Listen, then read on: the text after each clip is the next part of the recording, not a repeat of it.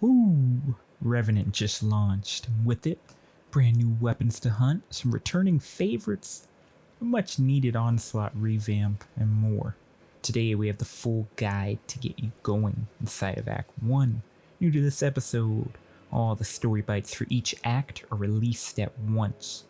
This essentially means is you can take the act at your pace without being time gated. So if you're one of the few that like to grind everything out early and induce pure burnout and then run to Twitter to complain to the devs about where's the content. To kick the act off, you're thrown into an insane mission where you learn of some of the new mechanics regarding this episodic saga. Without spoilers, enjoy the mission. We now find ourselves in the last city, progressing our quest line. Our quest progression is pretty linear as usual, and straight to the point of them telling you exactly where to look for these missions. Initially, these early quests are the foundation for the rest of them, as you'll be doing the same thing, just in different areas. You actually notice in format the quests were structured with time gate in mind, as doing these back to back is really tedious, with no real variety other than the location. Once you're at Ido, pick up your bounties, enjoy the scenery, continue with Act 1 Prologue, go through the conversation, and then you'll be prompted with 2 new quests. After exhausting all the dialogue, you will be prompted with your beautiful seasonal artifact. Now we learn about the Tonics. It's essentially just pretty much a tutorial for you in how you'll make the Tonics, what they do, going over some of the effects and all of that, where they're stored.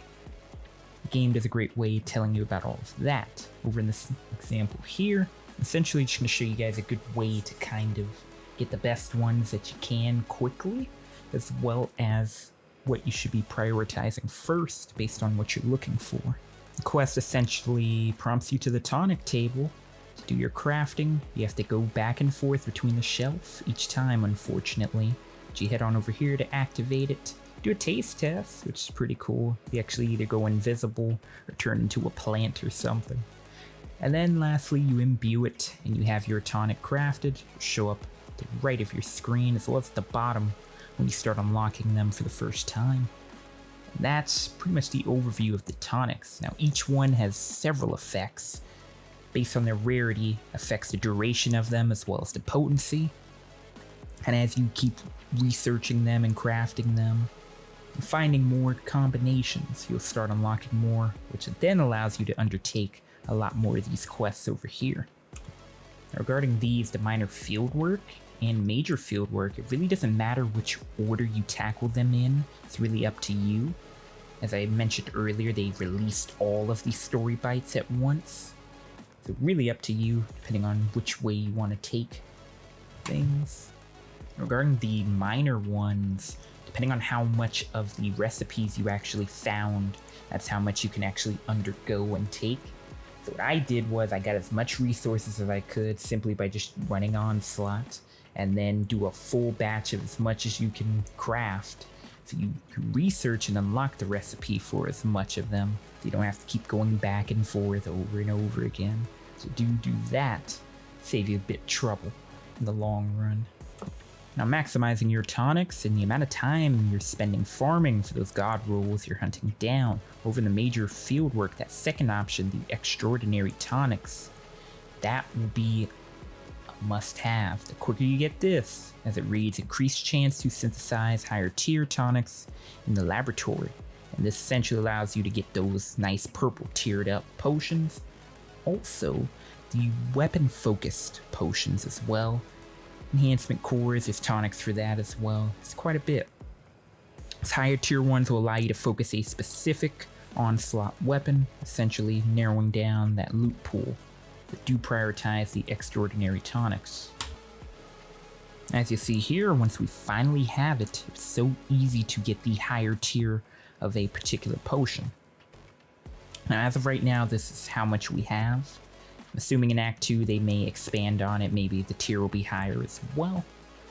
I don't think there is a set amount that you need to focus for it to tier up. I think it's just purely RNG, and that's just increased by having the extraordinary tonics.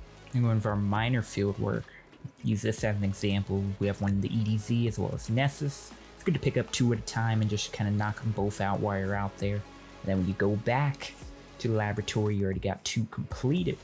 Essentially, if you read the actual quest description, they show you where the landing zone area is, the little region, and then they specifically tell you exactly where the item is. So pretty straightforward. And in the area, you may have something like do a public event, defeat powerful combatants. There was one, destroy 50 Vex. And you got this one, do the lost sectors in the EDZ. Pretty straightforward things to do. Once you finally complete them, you'll be on to the major field work and finally getting those good upgrades. Now when you actually turn in the minor works, you do get some small tonic packs, maybe even a larger one. Just more resources to help you craft those. Now going into the major field work, you can actually pick whichever one, but do prioritize that extraordinary tonic. And this will just take us over to an area and we essentially destroy 15 enemies. It'll be just 14 minor enemies, and then the 15th one will be a powerful combatant. Pretty straightforward and light work. That's down, then you head back, turn in your reward, get more of the resource as well as unlock that particular reward for the one you were doing. That is Act 1, guys, a glorified scavenger hunt. Chasing down the RNG rolls because the weapons are not craftable, but you can enhance them if you get the desired perks you're looking for. But really just busy work to keep you playing the game, for them to keep the numbers looking good. And it's about 5 weeks of this, guys. Maybe they do something in between, but I think, honestly, just the way these were set up, it should have been time gated. Because having all this just out like this is just, that just shows just how just tedious and just low end it is. But I will say I do enjoy Onslaught. I've only played 2 of the maps so far. I love what they did there. I'll kind of let you guys go and find that out for yourselves and not spoil it for you. But that's where you're going to spend most of your time once you get the tonic scavenger hunt out of the way until, 41 days from now, so about 5 weeks or so when Act 2 launches. Maybe they do something in between, but it's highly unlikely since they dropped everything right at the start. But that was kind of just some of my thoughts and what I think so far of the update. I did do a little tweet on it. I may do a community post, and I'll kind of update you guys in 2 weeks' time or something. Give me some more time to kind of get in there, play some more Onslaught, do more of the quests, get those weapon reviews cranked out to you guys. Do let me know your thoughts down below. Did it meet your expectations? Episode 2, Act 1, Revenant. Make sure you guys stay safe, and remember to slay and conquer.